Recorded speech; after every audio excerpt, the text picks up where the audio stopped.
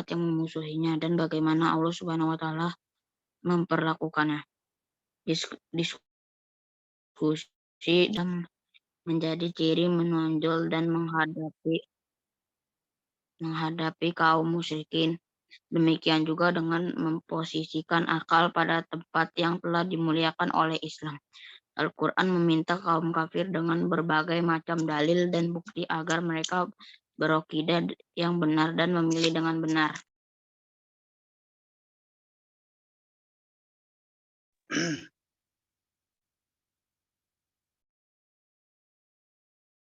Berikutnya Mas Farid, lanjutkan. Wawasan jalan Umar bin Khattab masuk Islam. Penulis sejarah Muslim di abad pertama Islam, Ibnu Ishaq, meriwayatkan Umar bin Khattab. RA itu apaan, Pak?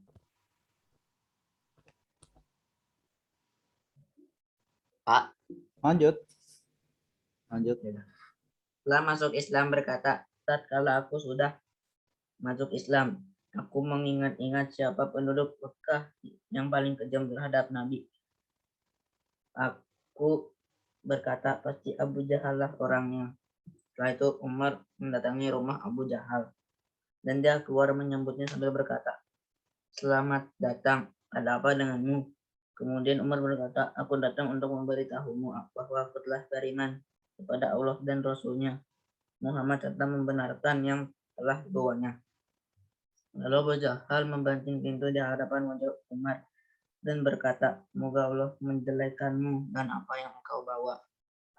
Sebelum memeluk Islam, Umar bin Khattab dikenal sebagai pemuka Quraisy yang garang dan sangat menentang dakwah Nabi Muhammad SAW.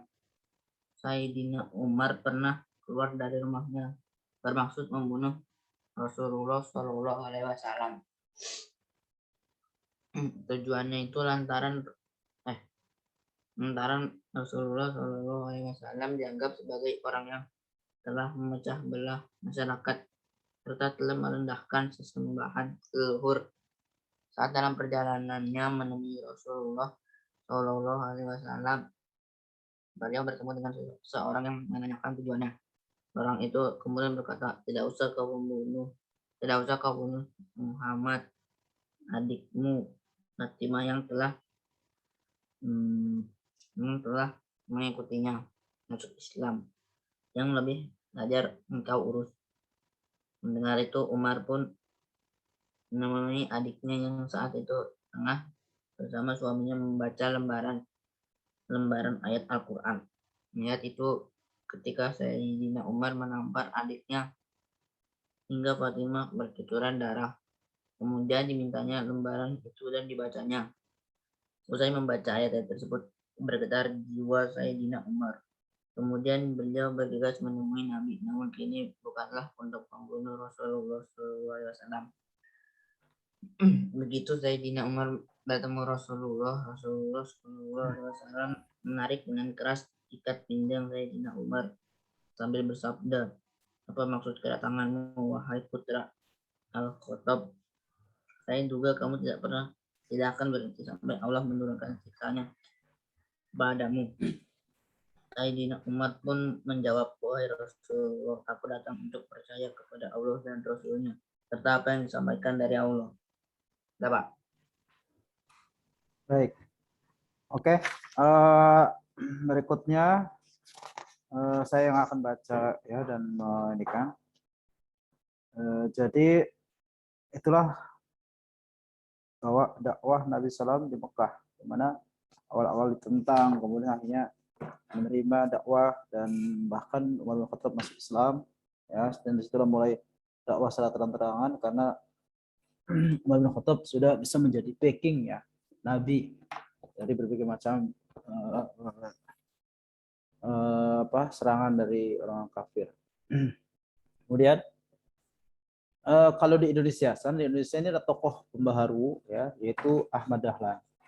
Beliau pendiri Muhammadiyah yang lahir tahun 1921. Ya, Muhammadiyah 1921. Jadi Muhammadiyah 1912 ya. Nah, jadi itu yang pertama, beliau itu sebagai masuk perintis sekolah-sekolah di Indonesia ya, sifatnya modern. Makanya adanya STM, adanya SMK, dan adanya pesantren berbasis teknologi misalnya itu dari dedikasi dari Kiai Haji Ahmad Dahlan. Jadi Ahmad Dahlan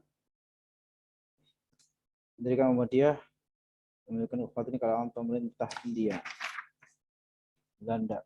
Pemerintah Hindia Belanda membatasi setiap gerakan atau kegiatan yang dilakukan Muhammadiyah. Belanda hanya mengizinkan Muhammadiyah melakukan kegiatan di Yogyakarta dan sesuai dengan kata pemerintah Hindia. Ya, kemudian Ahmad Dahlan juga mensiasati bagaimana mengajukan agar cabang luar Muhammadiyah di luar Jogja untuk bisa mendirikan sekolah-sekolah. Dan juga tentu kita bisa melihat bagaimana hasil yang begitu besar dari Muhammadiyah ya, di mana ada sekolah-sekolah yang kembang dan maju. Baik, aku sekalian, ini Allah Subhanahu wa taala. Ini materi kita sampai situ ya, yaitu para pendahulu dalam dakwah yang di Indonesia maupun juga di luar negeri, khususnya di Arab Saudi, di mana Nabi SAW di Mekah, juga di kondisi yang ada dalam dakwah ini tentu banyak tantangan ya. Maka tentu ketika kita mampu untuk menghadapi tantangan tersebut, berarti itulah kesuksesan yang luar biasa ya.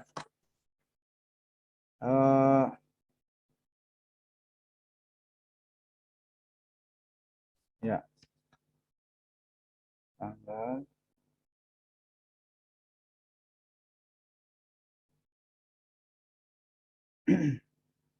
12 dan 1 11. Ya, oke, jadi suatu organisasi yang berdiri dengan kokoh itu akan mudah untuk membuat kegiatan-kegiatan yang besar ya, seperti misalnya sekolah, mendirikan rumah sakit, pesantren dan seterusnya. Tapi kalau kondisinya kita sendiri ya tentu terbatas ya kemampuan kita. Nah, tentu apa yang sudah diajarkan oleh para pendahulu kita dari para pendiri-pendiri para pendiri sekolah, yayasan, dan namanya itu bisa bersatu ya. Dengan seperti itu insya Allah saling menguatkan. Ya, baik anak-anakku sekalian, terima kasih SWT. Ini yang untuk materi hari ini kita cukupkan ya, mudah-mudahan ini beberapa teman-teman ini pada mau mau ngunjungin Ustadz Ihsan di rumah sakit yang ingin jenguk di sana, mudah-mudahan kita sambil doakan lebih cepat di sana dan bisa makan beliau insyaallah. Dan tentu tetap jaga kesehatan ya. Jadi jangan sampai kita kondisinya terlalu capek, kurang makan, istirahatnya juga kurang, yang ngedrop lah ini. Jadi sekarang ini masih rawan sekali di rumah sakit. Pun ketika orang menjenguk harus di swab antigen. Sehingga kalau sudah diantigen itu lebih aman ya. Wallahu ta'ala. Saya absen dulu ya. Tanggal 12 bulan 11 2020. Nanti tilawahnya sampai di judulnya tadi dakwah fase Mekah ya. Dakwah fase Mekah.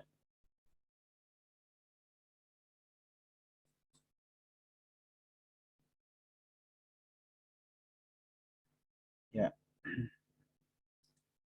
Ali Imran ayat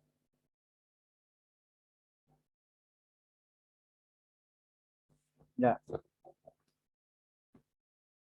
Ada dulu ya. Tadi tadawnya sampai ayat berapa ya?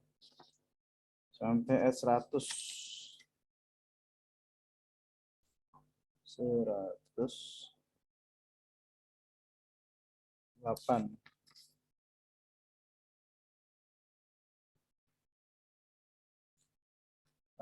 Cesta belum ada berita ya. Farid Iwo hadir.